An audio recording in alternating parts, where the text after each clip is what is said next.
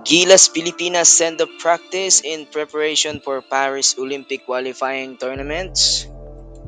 Coach Tim Cone, excited na po dito sa paparating nilang practice. Bakit kaya mga kabasketball? Pag-uusapan po natin yan.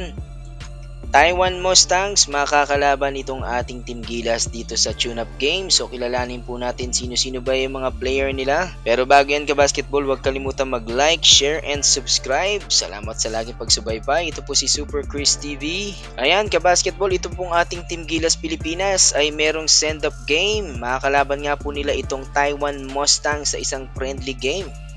So sa Monday yan June 24, preparation yan para sa Paris Olympic qualifying tournaments.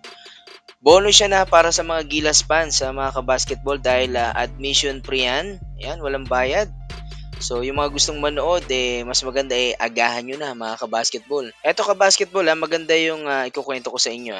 Itong Taiwan Mustangs mga kabasketball, in recent weeks, in-announce nila yung signing nitong former NBA star na si Dwight Howard and ito pong si DeMarcus Cousins. Yes kabasketball, pumirma po sa kanila ng kontrata itong si Dwight Howard at itong si DeMarcus Cousins as per Shams Charania. However mga kabasketball, hindi kinumpirma nitong SBP kung kasama nga bang maglalaro itong sina Dwight Howard at DeMarcus Cousins dito sa tune-up games dahil parte na nga po sila nitong Taiwan Mustangs. So possibility yan mga kabasketball kasi since nakapirma na nga sila sa kontrata. O di ba magandang laban yan mga kabasketball at pag sakasakali, magandang warm up na rin yan para dito sa ating Team Gilas. And hindi lang pala silang dalawa mga kabasketball, makakasama rin nila itong NBA veteran na si Quinn Cook, na former teammate itong si Dwight Howard dyan sa NBA. Dahil pumirma na din ito ng kontrata dito sa Taiwan Mustangs. And kasama nga siyang maglalaro dyan sa Taiwan Mustangs this coming July.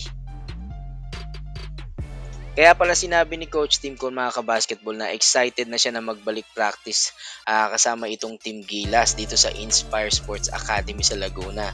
So kasama niya nga dyan sa ngayon yung 12-man pool ng ating Team Gilas na sasabak sa friendly game against Turkey and Poland. And ayon dito kay Coach Tim Cone, initially ay may knowledge na siya kung anong klaseng kalaban itong Latvia at itong Georgia. Ito daw palang Latvia ay grade 3-point shooting team mga kabasketball. So ganun katindi yung kanilang outside shooting. Habang ito naman kupunan ng Georgia ay merong great physical front line and point guard. So ibig sabihin physical maglaro itong mga Georgia at aral sa coach. Yan ang ibig sabihin dyan ni Coach Tim. Pero sabi ni Coach Tim, magpo-focus siya ngayon dito sa mga players niya sa Team Gilas. And itong pong si Justin Brownlee magli-lead dito sa Team Gilas Pilipinas. Yung 12-man pool, kasama po dyan itong sina Junmar Fajardo, Scottie Thompson, CJ Perez, Chris Newsome, Calvin Optana, Dwight Ramos, kasama nga itong mga youngsters na sina Kai Soto, Kevin Kiambao at Carl Tamayo.